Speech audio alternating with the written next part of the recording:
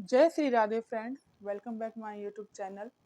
और आज कोई रूटीन व्लॉग नहीं है। आज कुछ खास नहीं है। आज कोई कंटेंट ऐसा नहीं है कि मतलब एक हैप्पीनेस वाला कंटेंट मैं आप लोग को दिखाऊं, क्योंकि एक बहुत ही बड़ी ट्रेजिडी हमारे आसपास हुई है। मैं आप लोगों को बताना चाहती हूँ कि मैं उसका नाम नहीं ले सकती, क्योंकि हर किसी को नहीं पसंद है सोशल मीडिया पे अपना नाम लाना, अपनी पहचान लाना। लेकिन ये समझिए कि किसी का पूरा परिवार बर्बाद की कगार। और ये घटना है 24 जुलाई की। एक लड़का है,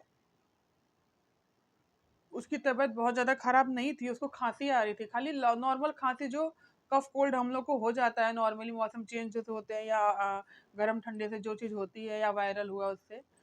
तो उसको जुकाम हुआ और जुकाम के बाद उसको जुकाम तो उसका सही हो गया दवाइयाँ लेने के बाद, लेकिन उसका जो खांसी है वो 3-4 दिन रही। तो उस बच्चे ने अपनी मम्मी से कहा कि मम्मा, मुझे ना दवाई लानी है मेडिकल स्टोर से, मुझे बहुत खांसी आ रही है।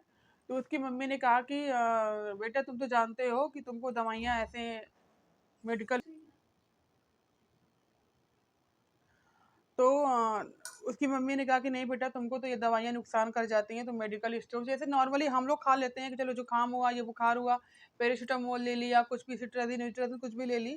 तो उस बच्चे के साथ कुछ प्रॉब्लम थी कि वो नॉर्मली ऐसे मेडिकल स्टोर से दवाइयाँ नहीं ले सकता था, उसको डॉक्टर को दिखा के दवाई ली जाती थी। शायद उसको कोई एलर्जी ऐसी थी कि ऐसे ही छोटी मोटी दवाई को नुकसान करती थी।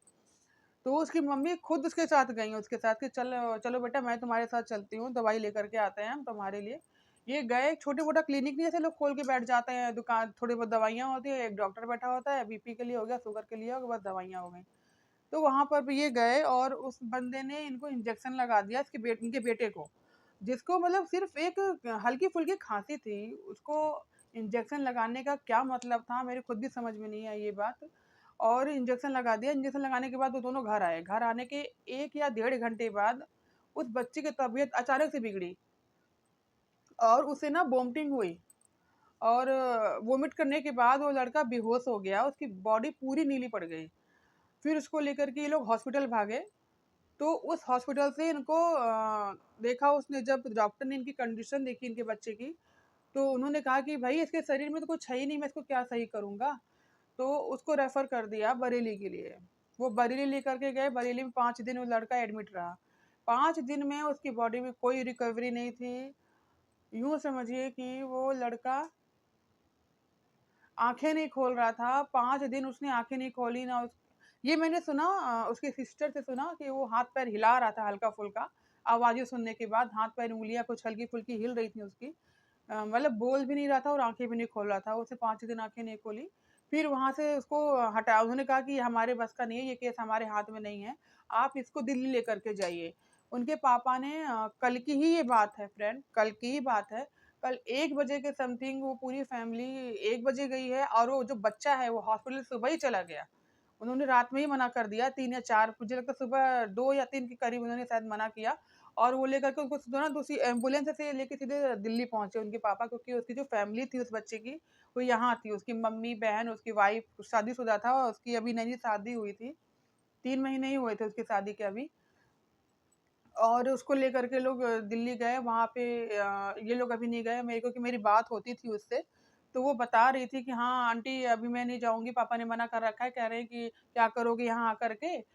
1 हफ्ता तो डॉक्टर ने खुद कहा है कि लग जाएगा, वो आँखें खोलने में ही उसको 1 हफ्ता लग जाएगा, तुम लोग मत आओ, अभी क्या करोगे, यहाँ पे आकर के रहने की व्यवस्था है नहीं, कहाँ रहोगे? मैं यहाँ हूँ। शायद उसकी और भी फैमिली मेंबर गए थे, चाचा-वाचा भी उसके गए थे, चाचा भाई कोई बड़े होंगे। तो कह रही थी कि इसीलिए हम नहीं गए। हमने कहा अच्छा चलो ठीक है। फिर हमने पूछा क्या हाल है उसके, तो कह रही है कि रिकवरी है आंटी, डॉक्टर कह रहे हैं कि रिकवरी है, अभी सही होने में टाइम लगेगा। तो मैं भी रिलैक्स हो गई कि चलो टाइम लगेगा। और रात को 10:30 बजे के समथिंग श्रेयांशी, मतलब मेरी बेटी ने भी उससे बात की, लड़की से जिससे हम, उसकी फ्रेंड है वो। तो उससे उसने कहा कि भाई को एमआरआई के लिए लेकर के जा रहे हैं, ताकि उसको प्रॉब्लम क्या है ये समझ में आए डॉक्टरों को। तो उसके लिए लेकर के जब उसको गए हैं, मुझे लग रहा है उसके बाद ही शायद ऐसा हुआ हो। कन्फर्म मैं नहीं बता सकती कि इस कंडीशन में कोई भी फैमिली बात नहीं कर सकती आपसे, हम इतना दूर हैं, वो दिल्ली में हैं। और मैंने सुना आज दोपहर के 1:30 बजे या 1 बजे, सवा 1 पे ही फ़ोन आया इसकी फ्रेंड का, मेरी बेटी की फ्रेंड का, और ये न्यूज़ आई कि अब वो नहीं रहा इस दुनिया में। फ्रेंड, मेरा बताने का मकसद सिर्फ़ यही है कि ये गलतियाँ हम लोग कॉमनली करते ही हैं, हम भी करते हैं, मैं भी करती हूँ, आप लोग भी करते ही होंगे।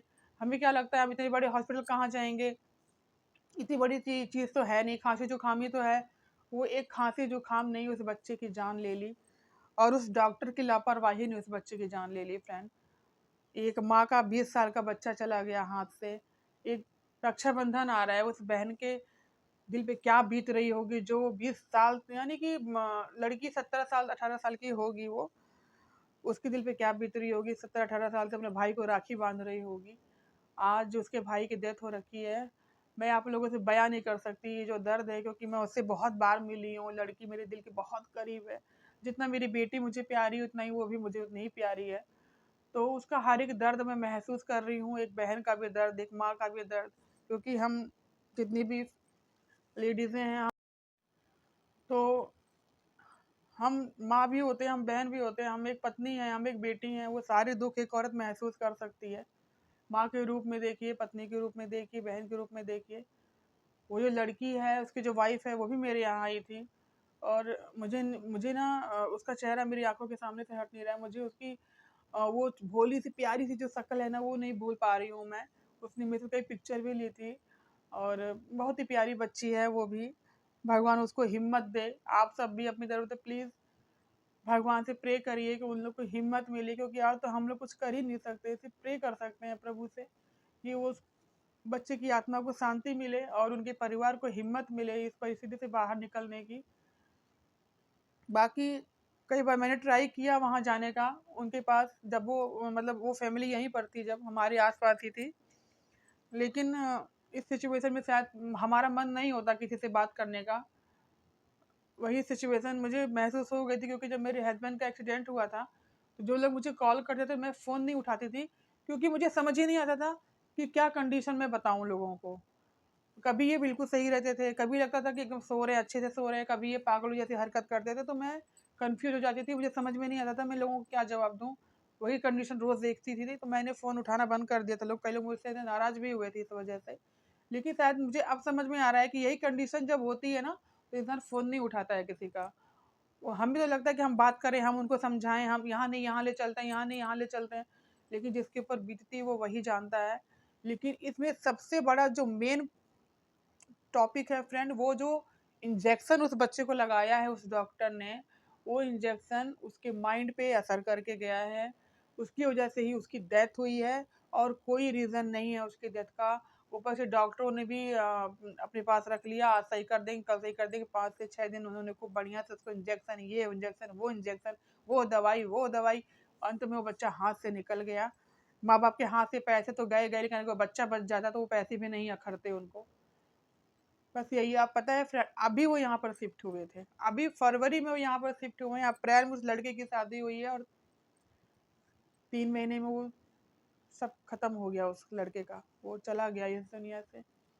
बड़ी हिम्मत करके मैं आप लोगों के सामने ये वीडियो बना रही हूँ, क्योंकि आज से नहीं, जब से मुझे पता चला था कि उसकी तबीयत इतनी ख़राब है, तब से मेरे मुझे अच्छा नहीं लग रहा था। जब देखो तब उसकी याद आ जा रही थी, मैं रो दे रही थी, इधर-उधर बैठ जा रही थी, मुझे अच्छा नहीं लग रहा था, दिमाग डाइवर्ट कर रही थी। कभी किसी के पास जा रही थी, कभी किसी के पास जा रही थी। लेकिन पता है, भूल नहीं पा रही थी मैं। मैंने उस लड़के को कभी नहीं देखा है, लेकिन उस लड़की को देखा है जिससे शादी हुई थी उसकी, उस बहन को देखा है जिसका भाई था वो। तो इसलिए मेरी आँखों के सामने से उन दोनों का दुःख नहीं हट रहा है बिल्कुल भी। तो आप लोगों से बस इतनी प्रार्थना है कि प्लीज़ दिल से प्रार्थना करिए उन लोगों के लिए कि वो इस दुःख की घड़ी में हिम्मत से सामना कर सकें। इतना ही कहना चाहती हूँ।